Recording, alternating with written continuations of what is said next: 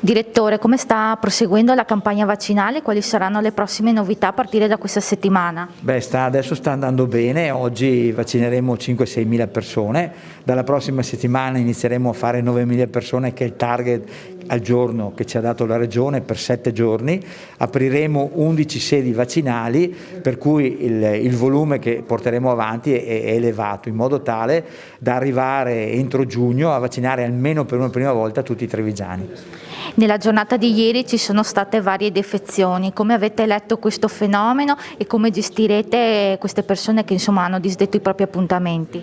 Allora, lo leggiamo come siamo un po' una provincia dove effettivamente le vaccinazioni c'è un po' di resistenza, tant'è che lo abbiamo visto nell'antinfluenzale, siamo i più bassi rispetto alla media regionale, come per le vaccinazioni per i bambini. Noi non raggiungiamo mai l'obiettivo che è previsto a livello nazionale e quindi questo fa capire che c'è una resistenza alle vaccinazioni in generale.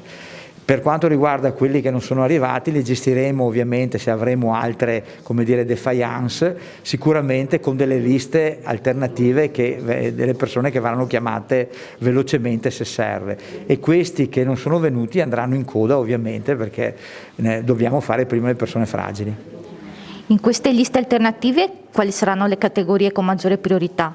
Mi viene in mente le cassiere dei supermercati, persone esposte, quindi chiederemo con commercio di darci le liste, come altre categorie, le teniamo pronte nel momento in cui dovesse servire, li chiamiamo al momento. E negli ultimi tempi c'è stata molta preoccupazione sulle ultime notizie relative al vaccino AstraZeneca. Voi come autorità sanitarie che cosa vi sentite di dire alla popolazione? State facendo ulteriori controlli? Allora, per quanto riguarda le reazioni dei vaccini in generale, da Pfizer a AstraZeneca, tutti possono manifestare al massimo una dolenzia all'arto superiore, nel deltoide dove viene fatta l'iniezione.